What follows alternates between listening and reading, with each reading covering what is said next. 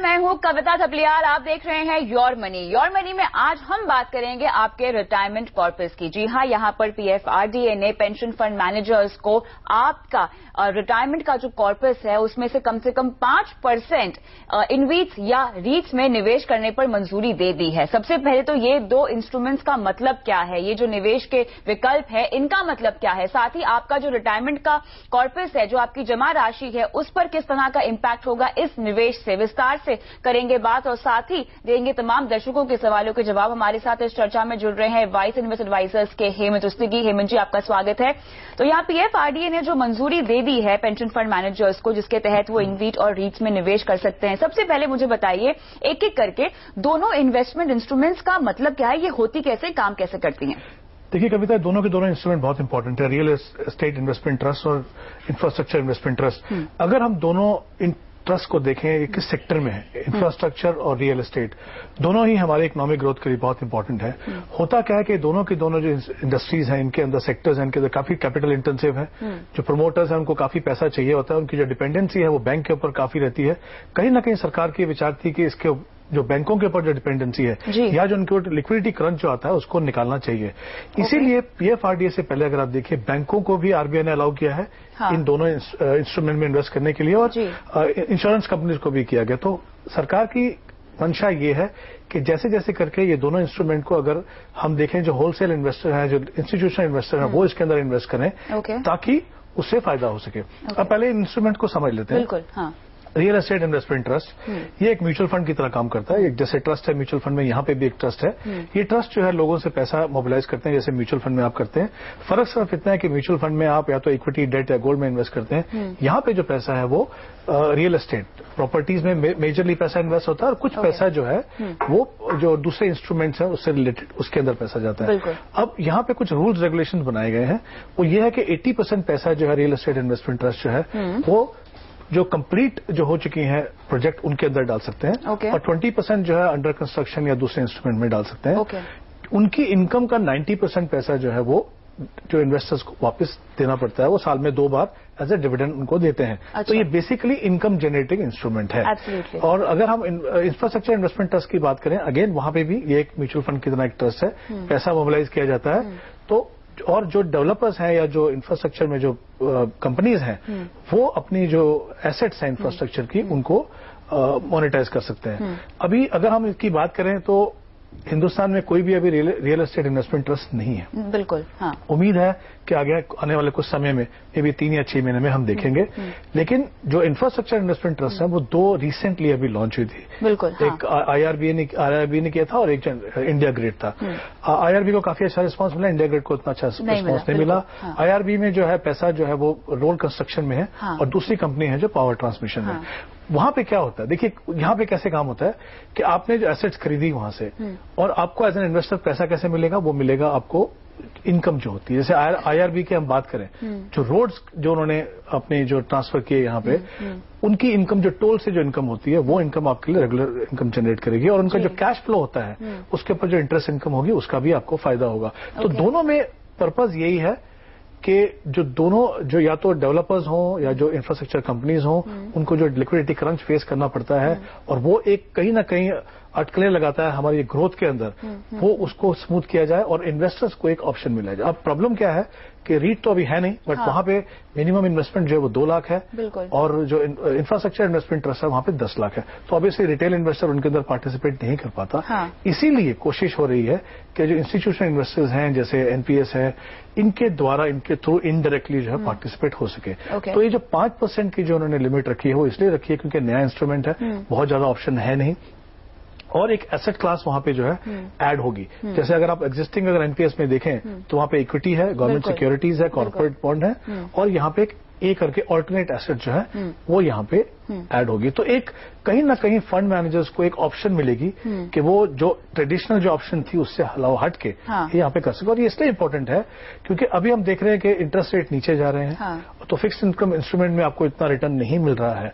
तो ऐसे में क्योंकि ये इनकम जनरेट करती हैं दोनों के दोनों ट्रस्ट, ये एक एक अच्छी एडिशन हो सकती है, लेकिन ऑब्वियसली इसके साथ कुछ रिस्क भी हैं। बिल्कुल, मैं उसी पर आना चाह रही थी, क्योंकि यहाँ पे हमने देखा है कि इससे पहले पीएफआरडीए ने जो है लगभग 10% का जो अमाउंट है बाजार में निवेश करने का भी फैसला लिया है, और वो भी निवेश अब शुरू हो चुका है, जो नया निवेश जाएगा आपके पीएफ का। उसके साथ साथ अब इस तरह का फैसला, तो कहीं ना कहीं सभी के जहन में एक रिस्क को लेकर, जोखिम को लेकर डर होता है कि रिटायरमेंट का पैसा है हमारा, जिसको हम सेफ रखना चाहते हैं, उसे अगर हम बाजार में लगा दें या इस तरह के इन्वेस्टमेंट इंस्ट्रूमेंट पे लगा दें, तो वो जोखिम की क्षमता कितनी ज्यादा, जोखिम का जो डर है वो कितना ज्यादा बढ़ जाएगा। देखिए, इसीलिए जो लिमिट्स लगाई गई, जैसे ये नए इंस्ट्रूमेंट्स हैं, जैसे मैंने कहा बहुत ज्यादा इंस्ट्रूमेंट मार्केट में है नहीं, और रेट्स तो अभी है भी नहीं वहां पे। एक लिमिट बना के रखिए, 5% से ज्यादा आप इन्वेस्ट नहीं कर सकते।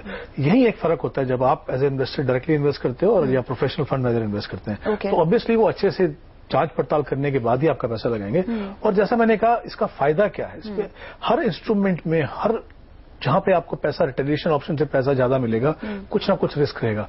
आप उस रिस्क को कम कैसे करेंगे? वो रिस्क इसलिए कम करेंगे क्योंकि जो प्रोफेशनल फंड मैनेजर है वो आपका पैसा मैनेज करते हैं। अब जैसा मैंने यहाँ पे कहा कि जो अगर हम मान लीजिए रोड्स की बात करते हैं, तो रफली जो यील्ड जो बात हुई थी आईआरबी के केस में, वो करीब 1% से ज्यादा थी पर मंथ, तो 12% की हम बात कर रहे हैं। अब ऐसे रिटर्न तो आपको कहीं मिलेंगे नहीं, और ये टिपिकल डेट इंस्ट्रूमेंट नहीं है।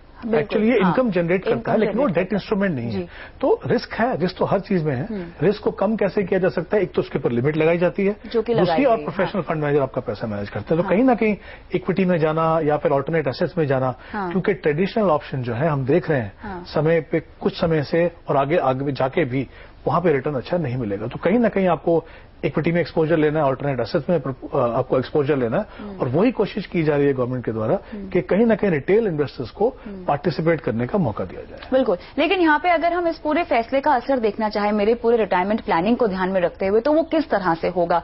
अब चूंकि ये दोनों इन्वेस्टमेंट इंस्ट्रूमेंट्स काफी नए हैं, और जैसे जैसे हमारी इकोनॉमी डेवलप होगी वैसे वैसे ये इंस्ट्रूमेंट्स का दायरा भी बढ़ेगा, और निवेश को लेकर हमारे विकल्प भी शायद हो सकता है इसमें आगे चल के और ज्यादा आ जाए। लेकिन रिटायरमेंट की राशि इकट्ठा करना हम सबके लिए बहुत ज्यादा अहम होता है। इनफैक्ट पहला लक्ष्य ही हम कहते हैं फाइनेंशियल प्लानिंग में आपकी रिटायरमेंट प्लानिंग का होता है।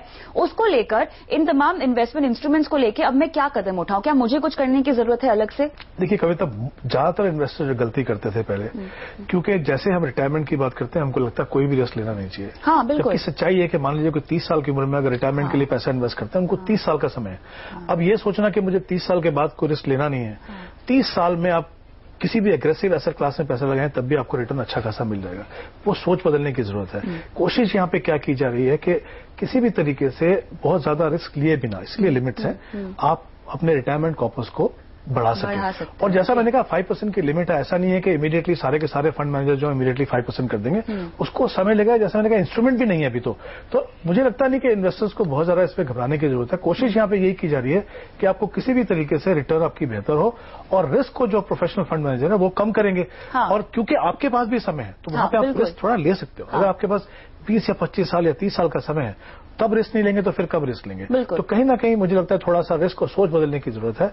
और कोशिश यही की जा रही है कि जितने भी अच्छे अट्रैक्टिव इंस्ट्रूमेंट्स आपके रिटायरमेंट कॉर्पस में आके आपका रिटर्न को बढ़ा सके, वो कोशिश की जा रही है। बिल्कुल, तो क्लियरली यहाँ पे आपके रिटायरमेंट कॉर्पस पे हमने बात की, जहाँ पे पीएफआरडीए ने पेंशन फंड मैनेजर्स को मंजूरी दे दी है कि वो जो है 5% तक का जो एलोकेशन है वो कर सकते हैं इनवीट्स और रीट्स में। तो यहाँ पर आपके रिटायरमेंट कॉर्पस को थोड़ा सा और डाइवर्सिफिकेशन मिल जाएगा, और पेंशन फंड मैनेजर्स अपने एक्सपीरियंस के मुताबिक आपके पैसे को बाजार में लगाएंगे, ताकि लंबी अवधि का नजरिया, चूंकि हम रिटायरमेंट की बात कर रहे हैं और पेंशन का मामला है, तो यहाँ पर आपका जो समय की अवधि है वो बहुत ज्यादा होती है। लिहाजा इन इंस्ट्रूमेंट्स के चलते आपको थोड़ा सा जोखिम अगर आप उठाने को तैयार हो तो आपको रिटर्न भी बेहतर मिल सकता है। लेकिन चलिए योर मनी में आगे बढ़ते हैं, और अगले दर्शक, इनफैक्ट शो के पहले दर्शक का सवाल हम लेते हैं, जिन्होंने ईमेल के जरिए अपना सवाल हमें भेजा है। संजीव, जो कि SBI magnum mid cap fund में 2 एसआईपी इनकी चल रही है, क्या इस फंड में ये बने रहें या नहीं?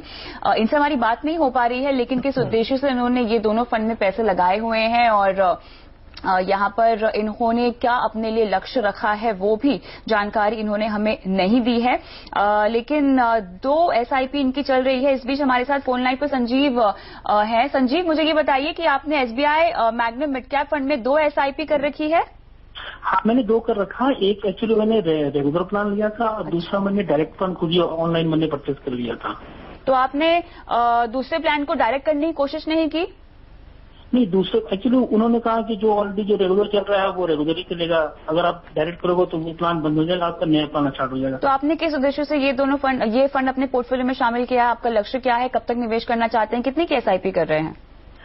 एक्चुअली अभी तो ये मैं तो ऑलरेडी और भी 4 एसआईपी मेरे चल रहे हैं। अच्छा। म्यूचुअल फंड में चल रहे हैं, बिरला सन लाइफ में चल रहे हैं, साइंटिफिक इंडिया में चल रहे हैं। आपका सवाल केवल SBI magnum mid cap fund पर ही है लेकिन? हाँ, मेरा 2 सवाल है। एक तो ये एसबीआई वाला सवाल है और दूसरा एक सवाल है कि मैं अभी और 4,000 का और इन्वेस्ट करना चाहता हूँ पर मंथ, जिसमें कि कुछ जैसे मेरे कुछ अमाउंट होते हैं, जैसे जो इंश्योरेंस प्रीमियम वगैरह होते हैं, एंड ऑफ द ईयर मुझे पे करने पड़ते हैं।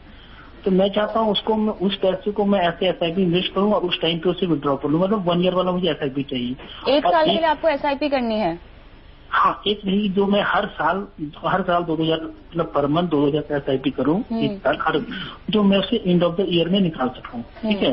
और एक चाहिए मुझे ऐसे एसआईपी जो लॉन्ग टर्म के लिए मैं करूँ, जो 2,000 पर मंथ। तो ऑलरेडी मेरे अभी 7th फर्म पे चल रहे हैं, मतलब मैं इसे अभी चाहता हूँ 11th फर्म करने के लिए चाहता हूँ।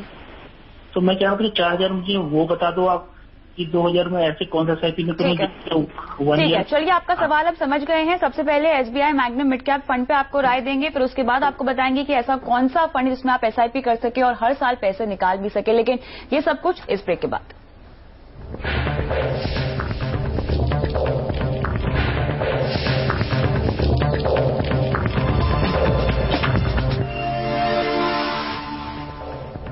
स्वागत है आपका फिर से योर मनी में। और ब्रेक पर जाने से पहले हमने संजीव का सवाल लिया था, जो कि SBI magnum mid cap fund पे सवाल पूछना चाहते हैं। पूछ रहे हैं कि इनके पोर्टफोलियो में ये फंड कैसा है, साथ ही ये ऐसा निवेश करना चाहते हैं लगभग 4,000 रुपए का हर महीना, ताकि ये हर साल अपने इंश्योरेंस प्रीमियम और तमाम खर्चों के लिए पैसे निकाल सके उस निवेश के जरिए। तो पहला सवाल हम लेते हैं SBI magnum mid cap fund का।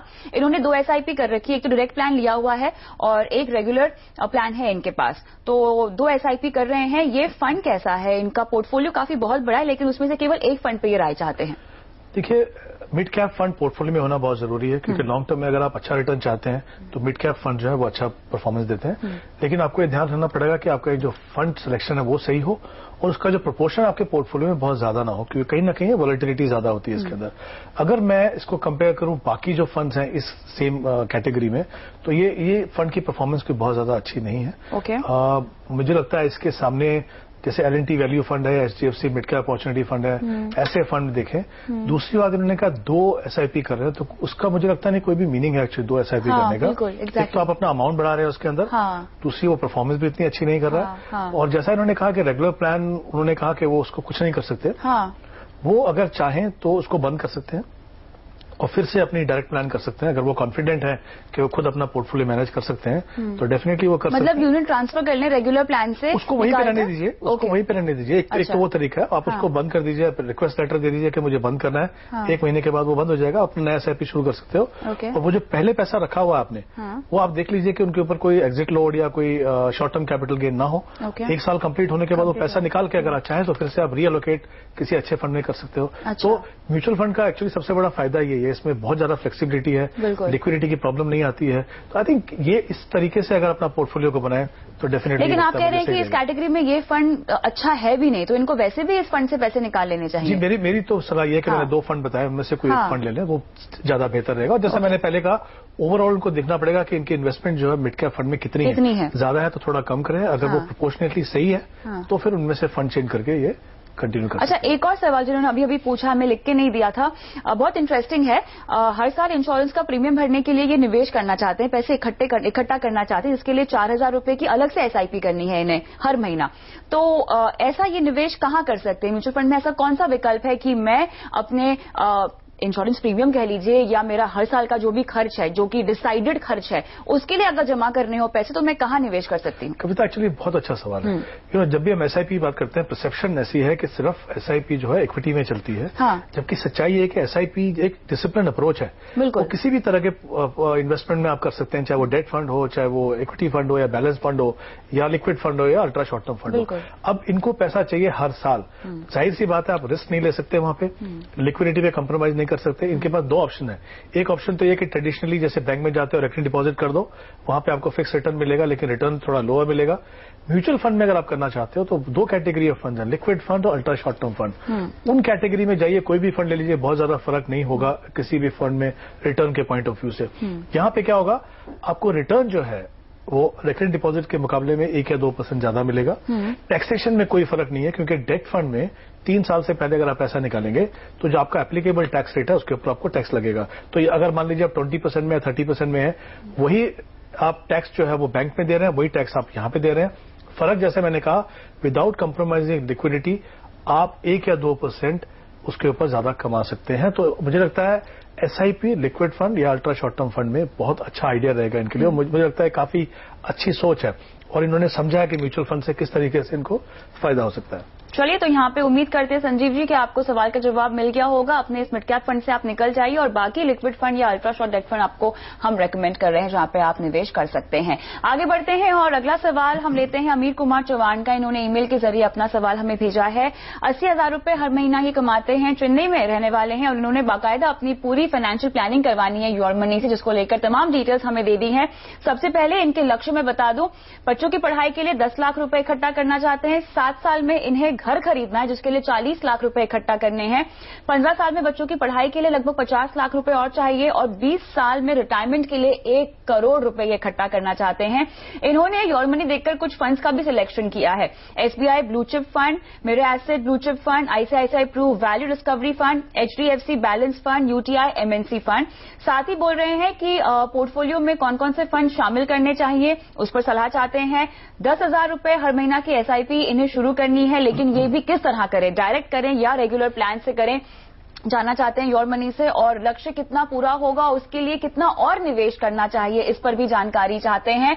तो आमिर जी, आप फोन लाइन पर हमारे साथ नहीं, क्योंकि बहुत सारी डिटेल्स हैं जो हम चाहते हैं आपसे, लेकिन चलिए जो डिटेल्स आपने फिलहाल हमें दी है उसी पर आपको हम सलाह देंगे। लेकिन फिलहाल वक्त है एक छोटे से ब्रेक का।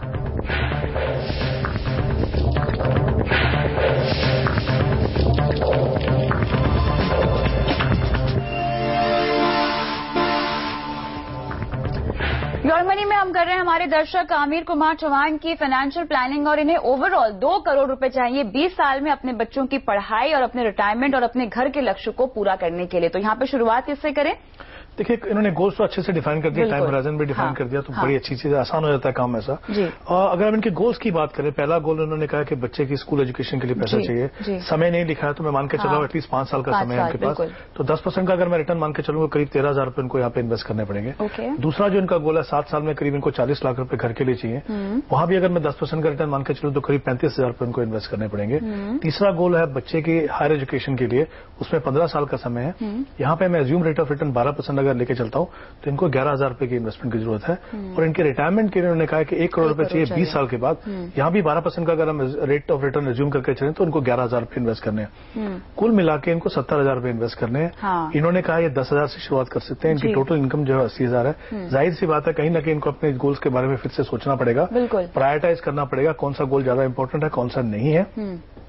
मुझे लगता है रिटायरमेंट को अगर ये 5 साल आगे कर दें तो इनके लिए काम आसान हो जाएगा। घर का जैसे इन्होंने कहा कि लमसम पैसा चाहिए, अगर ये लोन लेने का सोचें और सिर्फ मार्जिन मनी के ऊपर काम करें तो हो सकता है। और जैसा मैंने इनकी जो फंड सिलेक्शन है वो बता दूं कि ओवरऑल अच्छी है।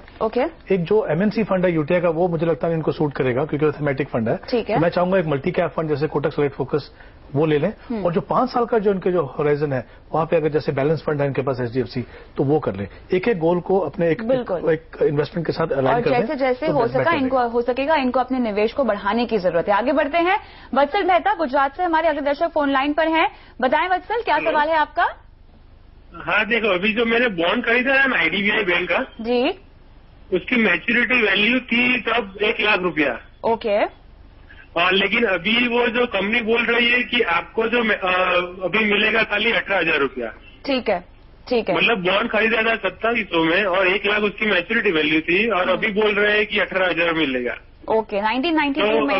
जी जी जी, आपका सवाल समझ गए हैं वत्सल जी। बताते हैं आपको क्या करना चाहिए और क्यों ऐसा बोला जा रहा है। 1992 में इन्होंने ये बॉन्ड खरीदा था, तो कुछ इस बॉन्ड के बारे में बताइए और क्यों इतना मैच्योरिटी वैल्यू में इन्हें घाटा हो रहा है। देखिए, मैच्योरिटी वैल्यू में घाटा नहीं हो रहा है। ये 1992 में जब बॉन्ड आया था 2002 के अंदर आईडीबीआई ने इसको कॉल बैक कर लिया था। अच्छा। उनके पास वो ऑप्शन थी। हाँ। क्योंकि अगर आपको लगता है कि आप रेट ऑफ रिटर्न इंटरेस्ट जो आप हाई अगर ऑफर कर रहे हैं, हाँ। और अगर लेटर ऑन उसको सर्विस नहीं कर पाते हैं तो उसमें ऑप्शन रहती है कि उसको आप कॉल बैक कर सकते हैं। एक्चुअली 2002 में जब इनको कॉल बैक किया तो 2700 की जो फेस वैल्यू थी उसको 12,000 रुपए उस टाइम उन्होंने फिक्स किया था उसका रिडम्पशन वैल्यू। उसके लिए सब इंडिविजुअल बॉन्ड होल्डर्स को लेटर लिखा था आईडीबीआई ने, और साथ में न्यूज़पेपर्स के अंदर नोटिस भी आया था। शायद उन्होंने उसके ऊपर ध्यान नहीं दिया, और 18,000 भी इनको इसलिए मिल रहे होंगे क्योंकि बाकी पीरियड का इनको अभी वो इंटरेस्ट दे रहे हैं करके। अच्छा। तो मुझे लगता है कि इसमें ऐसा नहीं है कि वो 1 लाख बोल के 18,000 दे रहे हैं, ये कॉल बैक हुए थे। हाँ। शायद उन्होंने उस समय पे इसको ध्यान नहीं दिया। तो अभी इन्हें क्या करना चाहिए? तो अभी इनको वापस लेना ही पड़ेगा। मैच्योरिटी, ओरिजिनल मैच्योरिटी 31 मार्च की थी 2017, क्योंकि जैसा मैंने कहा कि उस टाइम उनका टेन्योर उतना था, लेकिन ये 10 साल के बाद कॉल बैक हो गए थे जी। और आईडीबीआई के पास ये ऑप्शन थी। तो मुझे लगता है ये अपने बॉन्ड को सरेंडर करके वो पैसा लें, और उनके पास दूसरा कोई ऑप्शन है नहीं। तो यहाँ पर आपको अपना बॉन्ड सर्टिफिकेट जमा करना पड़ेगा, और बॉन्ड सर्टिफिकेट के साथ अपना पैन और मोबाइल नंबर, घर का पता भी आपको देना होगा। बच्चन, उम्मीद करते हैं कि सवाल का जवाब मिल गया होगा। बहुत बहुत शुक्रिया इसी के साथ शो पे आने के लिए हेमंत जी। योर मनी में अगर आप भी सवाल पूछना चाहते हैं तो अपना सवाल व्हाट्सएप कीजिए, @kavita.th पे ट्वीट कीजिए, या अगर आप चाहें तो ईमेल के जरिए भी अपना सवाल पूछ सकते हैं, लेकिन कॉन्टैक्ट नंबर अपना जरूर वहां पे डालिएगा। नमस्कार।